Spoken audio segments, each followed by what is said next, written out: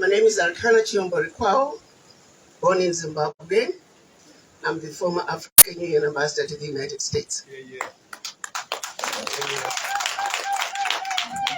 During my tenure, my mandate included mobilizing the African diaspora from all over the world, not just continental Africans, but also African Americans, Afro-Latinos, Afro-Caribbeans, all people of African descent, to come together, to unite, and participate in the building of the Africa that we want. We must be very clear as we embark on this journey of retaking our Africa back to where Africa once was. I'm talking about the Africa that was the center of the world.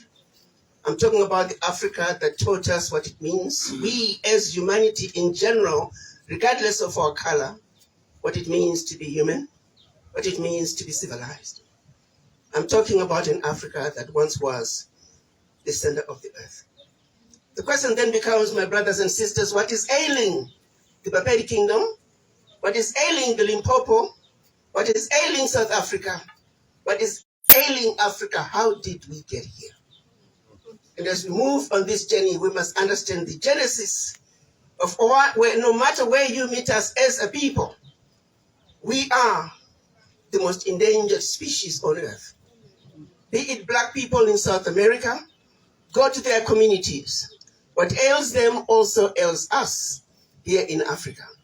Black people in America, black people in the Caribbean, the world has put a system in place to see to it, no matter where we are as people of African descent, we are subjected to the same pressures that is always going to be difficult for us to find ourselves having a leg up. I'm talking about the world's financial systems that were created in the 1940s with the sheer understanding that their success is based on the failures of developing nations. Of course, the majority are in Africa. I'm talking of world trade systems that were put in place to make sure that Africa will continue to be the provider of raw materials in order to create jobs for the Western world. I'm talking about the colonizers from the West, who, as they were giving us the liberation of our countries in the 60s, late 50s into the 60s, they simply gave us fake independence, made us believe that we are now free. But what they never gave us, which was really what really matters the most, was economic liberation. The multinationals that existed in all of Africa prior to liberation, they have never left our beloved continent. So it is the multinationals from colonization continue to be in Africa today. So in actuality, Africa remains under economic colonization. We must understand that those multinationals continue to siphon trillions out of Africa every day, beginning with right here in Limpopo. We have our people surrounded by all these mines. Where is that money going? As we speak today, 75% of all the minerals traded at the London Stock Exchange are coming from Africa. And none of them are owned by us, Africa. That includes minerals coming from a region right here where we are standing. You fail to benefit from what belongs to you simply because of the policies that were put in place back yonder. The question is, where do we go from here? What I find most disturbing is the fact that we as Africans, we don't understand the fundamentals of what has been done to us. Allow me to highlight a few areas that I think if we are to understand why this ailing African tree of life cannot come back to life. Let's look at the issues above the ground on this tree, which are the issues they want us to focus on, and they never want us to look at the issues below the ground. The issues above the tree, above the ground, we're talking talking about poor access to healthcare, poor access to education, poor leadership, poor infrastructure.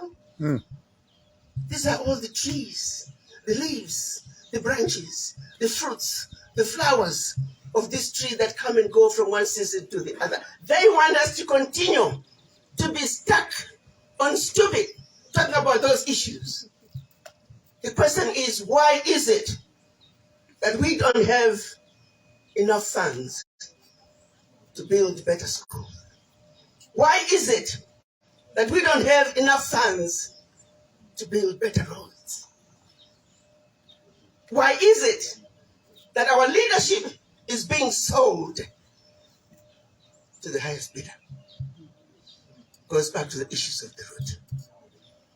Allow me to talk about issue number one, which is pivotal for us to understand if Africa is going to move forward. If we are going to take a position right here in the Limpopo, in the Barbary Kingdom, to do something about what is happening in our backyards. I'm talking about the issue of the mind.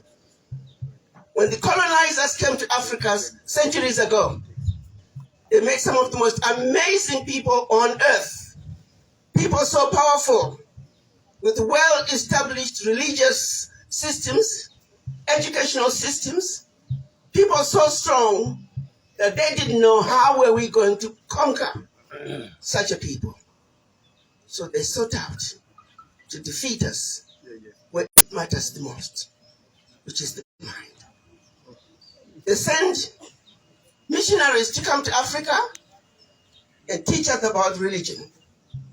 They told us about a place called heaven, where there are angels, the most beautiful.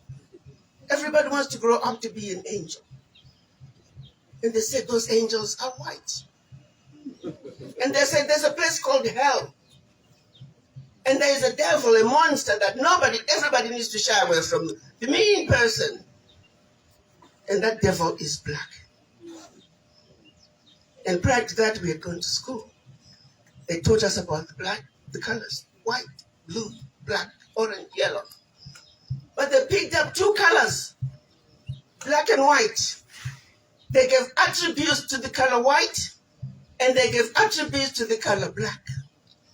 And as an afterthought, they said, oh, by the way, those angels we told you about, they're white, just like us.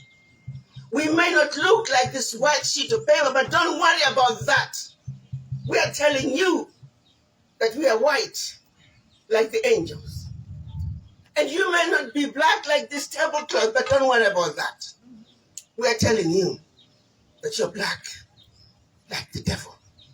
And when we call you black, you own everything, all the attributes that we have given to the color black. And when you call us white, you give us all the attributes that we have told you come with the color white. This was centuries ago, my brothers and sisters. And what did we say? We said, okay, amen. we're great with them. I call that number one lie. I don't know about all of you. If I were to ask all of you, where is heaven? Can you point where heaven is? All of you. Where is heaven? It's up there, right? I know about all of you, but I got my own ideas about where heaven is and where hell is. You see, somewhere up there, and I have my own ideas of the gates to heaven and the gates to hell. They've done a great job of creating an image on us of nothing but lies. So as we go around, I often say in the United States, when you're filling out forms, there's only black or white. Why is it that the Chinese are not called brown Americans? Why is it that the Mexicans are not called brown Americans? Because the color brown was not the issue. The issue was to introduce white supremacy. The issue was to destroy the African where it matters the most. The issue was to make the black person, the African, believe that you are inferior. And when we go to church and worship the angels and the white Jesus, we're worshiping them. So we are continuously defeated. There's some subliminal messages everywhere, reminding us that that which we represent is undesirable. at your own brother, you should be scared. That when you look at your own brother, you can't trust him because you see yourself as the devil. I mean, I don't know how many of you have seen the video of a 5-year-old little black boy. He was given 2 dolls. One was black and the other one was white. He was asked which doll was beautiful. He pointed at the white one. Which doll was ugly? He pointed at the black one. Which one was nice? He pointed at the white one. Which one is mean? He pointed at the black one. He was then asked, which one looked more like you? And reluctantly, he pointed at the black one. A 5-year-old is defeated before he even begins his life. No self-respecting mother, no self-respecting father, aunt, uncle, grandmother would have said that 5-year-old and told him that you're ugly because of the color of your skin, that you're mean because of the color of your skin. But because the subliminal messages are everywhere, he is born into a world that teaches him that you are inferior. My brothers and sisters, chiefs and kings, this is 2022. When are we going to denounce this lie? This lie is so powerful. The same 5-year-old boy is going to grow up to be the next minister. So when you ask this minister and say, Minister of Finance, you understand what the World Bank is doing, that the average African country is spending over 1/3 of their GDP on loan repayment. Some countries it's over 50%. And then the same people, they will ask you after they have stolen your lunch through the World Bank, why can't you make it?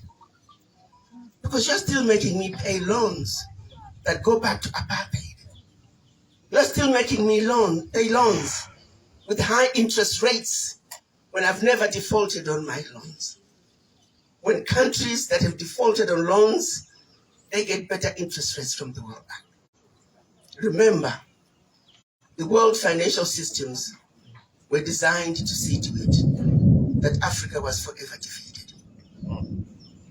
So line number 1, we're talking about the 5-year-old boy who's going to grow up to be the next president of Africa, the next minister, the next CEO. When you go to the boardroom table, when you go to those meetings with a colonized mind, a mind that says, I'm already defeated, a mind that says when you look in front of a white person, your knees buckle in, garbage out.